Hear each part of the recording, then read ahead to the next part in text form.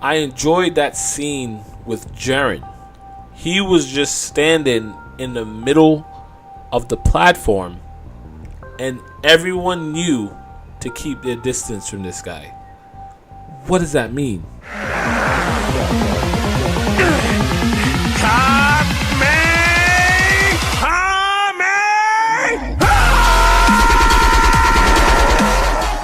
What is up, guys? My name is Dooley. Let's talk about Dragon Ball Super episode 97.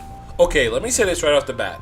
I think this episode would have been made a lot better if it had the character introduction cards from One Piece. There were so many new characters being introduced, and I didn't know how Dragon Ball Super was going to handle it. But I feel like the way they were introduced in this episode, most of them, it was a missed opportunity. You got to think that these guys are, for the most part, the 10 strongest fighters from their respective universe. These guys all have rich histories on how they got to that point, you know. Some of them might even be villains like Frieza or whatever, you know. I want reasons to fear these guys. I want reasons to not want them to get knocked off or want to see them get knocked off. And I understand that this is a lot of characters, and the show, it went through some of the universes and showed us some of these characters. You know, I get that they don't have time to do a 5-minute expose on each of these characters.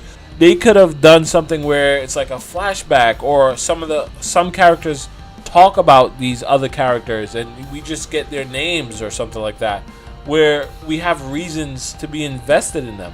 Right now it feels like I'm watching a bunch of fathers fight for the with few exceptions. Also, there were so many reused frames in this episode. There was a shot with number 17 where they showed the side of his face, and they showed that shot like 3 times. I swear, it's like they showed it when, you know, Gohan said, "Hey, we got to do teamwork," and 17 obviously wasn't having that. They showed it again. They showed it again at some other point. There was a scene where Goku was fighting the guy from Universe 4, and he is blasting a bunch of ki waves at Goku, and Goku keeps, you know, dodging and slicing through them, deflecting them. And at one point, I thought my monitor was broken because I swear the same sort of few frames kept repeating over and over and over. It's like, you know, it just felt really lazy. To be honest, it felt really lazy.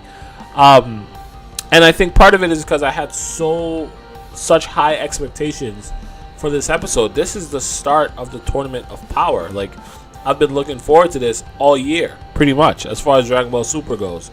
So I really expected something crazy. And, you know, it really didn't feel that crazy to me. Was it a bad episode? No. Did it live up to the hype? No. That's sort of how I feel about it. That being said, there were some good things to talk about.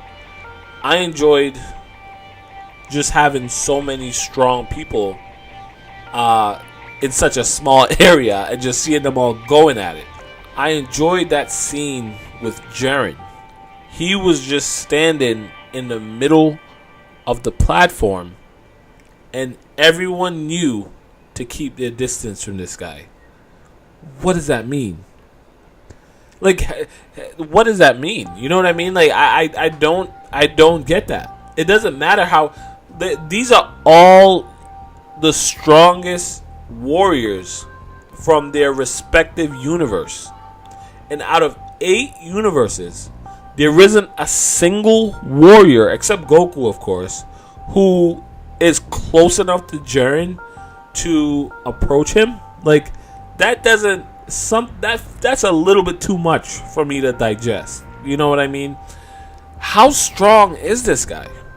I enjoyed that. That was when that one fodder number 49 approached him, and Jiren just looked at him and he just backed away. It's almost like I know I keep making One Piece references, but it felt like he used hockey on him. And let's take a moment to acknowledge that Brazil is now MVP of this tournament. I did not expect much from Brazil, but he got the first KO, first knockoff, and he is putting in work.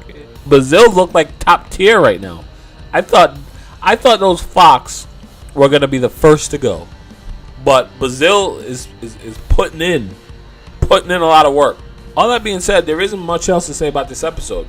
I think what everyone cares about, what I care about right now, is the preview for next week's episode. With that, it looks like Goku has a new aura or a new form or something. I see Vegeta fighting in Super Saiyan. I don't know why. I thought Super Saiyan drained more power than Super Saiyan Blue. So I don't know why these guys just aren't fighting in Super Saiyan Blue. But Vegeta's fighting in Super Saiyan. Goku apparently goes Super Saiyan as well. But I see Goku with this new white aura around him. It looked almost like Spirit Bomb. It looked like the aura he gets right before he performs the Spirit Bomb. So almost like he's drawing powers from people around him. So we'll see. I'm really looking forward to next week. I'm looking forward to seeing someone scrap with Jiren too. Like, I want to see what Jiren is capable of. Overall, that was it though, guys. Man, if I had to give this episode a number, I would say it was a 6 out of 10. It was not it didn't live up to the hype for me, but it wasn't a bad episode. 6 out of 10 is above average. It was a decent episode. That's it. See you guys next week.